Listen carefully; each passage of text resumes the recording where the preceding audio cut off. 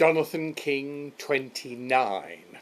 And the other person I really wanted to cover in greater depth in this video diary or video autobiography was my mentor, Sir Edward Lewis. Sir Edward Lewis, who I met, as you know, when he discovered that I was at Trinity College, Cambridge, when I had Everyone's Gone to the Moon, and he had been to the same place. Sir Edward Lewis had founded Decca Records back in the 20s, and it had been the most enormous success story. The two huge record companies in the world were Decca and EMI. And in fact, other record companies like CBS that became Sony BMG, all started off as tiny labels distributed by various people, quite often by Decca in England or by EMI. But Sir Edward had started the entire thing and often regaled me with stories of Vera Lynn and other great performers that he'd had on his labels, Bing Crosby, some of the terrific stars of the past. But he was a lovely man. He was already in his 70s, I think, when I got to know him, and had built this company up from nothing. I think it was £2,000 when he bought it or formed it. Anyway, it went on to much greater things. Sir Edward was married to a lady called Maisie, who died, but he'd always had a mistress who was his ex-secretary, who was Jeannie. And after Maisie died, he married Jeannie. And I have to say, Jeannie and I became very close. She was an absolutely super lady. And until very recently, and she's now well into her 90s, I've been getting birthday cards every year from her in France. I'm trying to track her down because I have a fear she may no longer be with us. But she lived in northern France after Sir Edward died with her cats. Sir Edward and I used to have many, many great times together because we'd go and have dinner or have lunch. I'd often go to his house and have lunch. He came to the launch of my UK records, which Decca distributed. I remember he came to the opening of the office in America and spent the whole time sitting on my bed making phone calls because I had a private line in my bedroom that you could dial direct out to London, which was unheard of in those days. And he used to make loads of calls from there. As you know, I ran the company actually twice for him in the late 60s and then in the late 70s before he sold it. There were a couple of experiences I had that really amused me about Sir Edward. Everybody used to giggle because at one point when the Rolling Stones were in negotiations, he was having a board meeting and he suddenly decided he needed me there to go through what was going on. So he made a phone call and I said, Sir Edward, I'm lying on my roof with only swimming trunks on and it's a wonderful sunny day. He said, I don't mind, come over like that.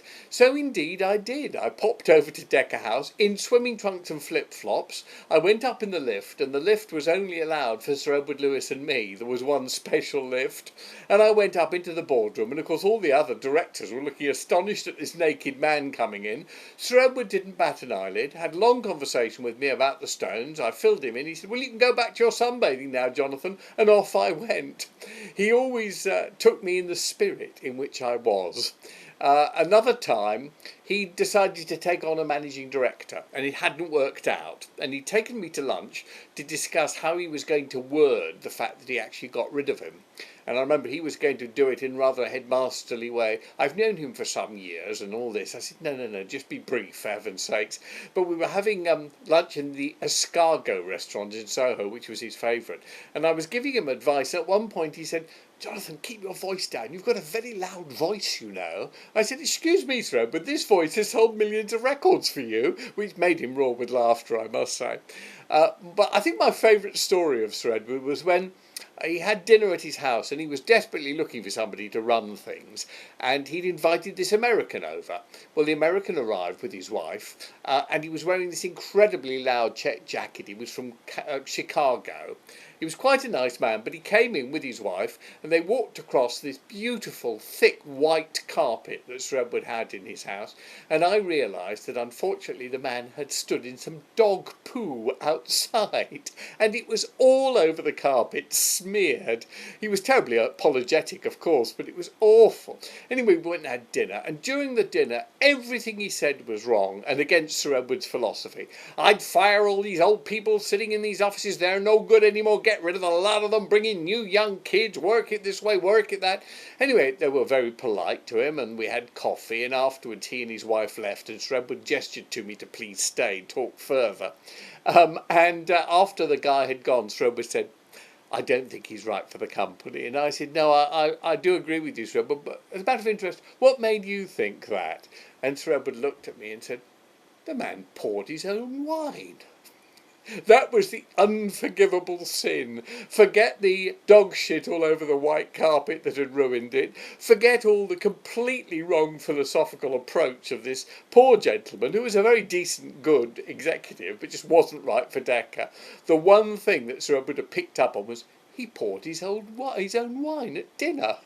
It's disgraceful. He was a lovely, lovely man. I knew him right up to the end and was very fond of him. He died of leukemia in his late 80s. And still to this day, many lessons he taught me about the music industry I have cherished and used. Of all the people in the business, he was my mentor, and I would say he's probably the greatest music industry person I ever met in my life. By the way, some of the people he discovered were Amit and Nesui Ertegun.